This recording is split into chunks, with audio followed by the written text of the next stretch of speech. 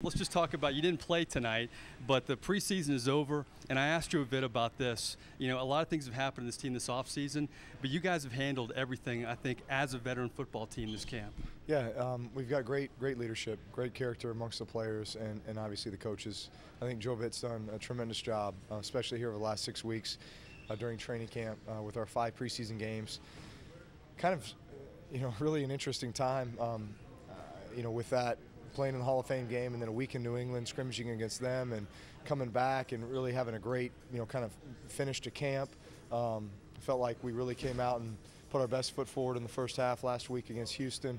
It's kind of our final dress rehearsal for the season, and then all of a sudden here comes Hurricane Isaac, and we're having to, be displaced, go to Cincinnati for 2 days, and then to Nashville, and then play the game tonight. And it's, feel like we've been all over the place, and yet we've really been able to bear down and focus on football as hard as it's been, especially over the last few days, thinking about everybody back in New Orleans and along the Gulf Coast, our families and obviously our friends and those who have been left behind there. So we obviously want to make sure that everyone's okay, and not exactly sure when everybody's going to get back to town. I think it's depending on a lot of when we can get power back and all those things, but that combined with the fact that this is Coach Vitt's last game for 6 weeks, it's a lot all at once. But we are a veteran football team that's been through a lot, and we'll continue to stick together.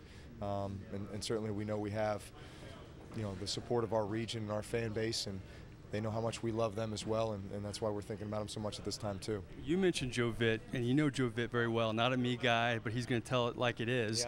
Yeah. He looked very emotional after this game. How was he with the team? Yeah, he was great, as he always is. He's always emotional. Usually it's the fiery, competitive emotional. You could tell that he kind of saw, I guess, that the end, so to speak, was near here. This is his last time to walk the sidelines here for a while. So that's tough, especially for a guy who loves football and loves his players like Joe Vitt does. He's been at it for a long time. Never had to experience anything like this. I mean, nobody has. So that part is very, very hard. It's hard for all of us, especially for him. We try to tell ourselves that, hey, it's only 6 weeks and be here before you know it, but for him, I'm sure it's going to feel like a lifetime. Do your job has been the mandate this whole camp, and things have to be a little different, though, without Sean Payton. What are the dynamics with having Aaron Kromer on the sideline? Yeah. He said something interesting this week when he said that, I don't really have to worry about the locker room because Drew's going to handle a lot of that in terms of leadership. How has your responsibility changed, or how do you think it will change this season, not having Sean and having more of a team group effort as a coaching staff? Well, I think that Sean left us with the words, do your job. And when he departs and then all of a sudden Joe Vitt departs and that kind of thing, obviously there are some role changes to an extent, but still it's very much you take your role, your job, and just worry about doing your job. We've got a great group of guys. We've got a great group of coaches. Aaron Kromer, I feel like, has been prepared for a moment like this, albeit not these circumstances, but just the opportunity to take more of a leadership role and have more of a leadership presence, which he will have as our interim head coach here for the next 6 weeks. And he's going to do a great job. So well respected in the locker room, not only among the offensive guys, but the defensive guys as well. A lot of familiarity there. He knows our system. He knows the way we do things. He knows how we schedule. He knows he's been around for a long time, and he's been with us through obviously some good times and tough times. So there's not a guy we have more confidence in to lead our team as our head coach here for this period of time than Aaron Kromer. But we do it together. I think he understands more so than anybody that a locker room is controlled by the players, and that at some point, at least the good ones, the good locker rooms, the players establish the identity and they police each other and they keep everyone in check and they make sure that everything is running the way it should. And we have the type of guys that are able to do that. Veteran football team. I talked to you back in 06 and 07. Cut day, I think there were a lot more meaningful cuts, but it's hard to make this football team now. Not as many spots, but that's really why this football team is so good. Just talk about the dynamics of that going into the season.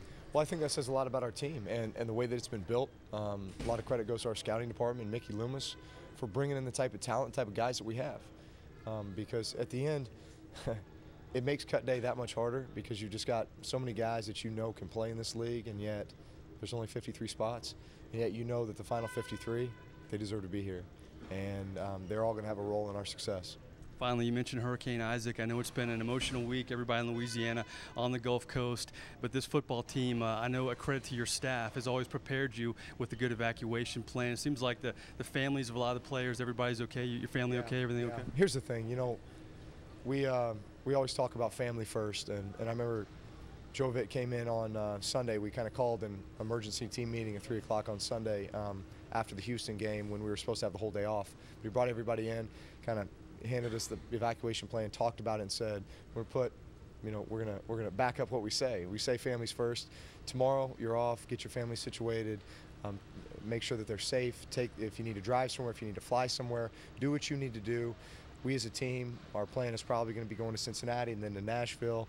You know, we're going to make sure that everybody gets there and gets situated. And I mean, we do things first class, and that's a credit to Mr. Benson. It's a credit to Joe Vitt. It's a credit to everybody in the organization. We're all on the same page. We've been through this before to an extent. Now, there's a lot of guys here who haven't.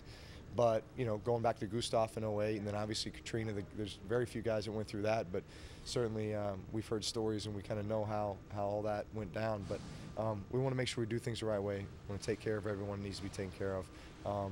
Because in the end, when you know your family's taken care of, you know that, you know, your loved ones are taken care of, then you can get down to business and play football. And certainly we know this is there's those that are going to be struggling here for a while. Because of some of the devastation that's taken place due to Isaac.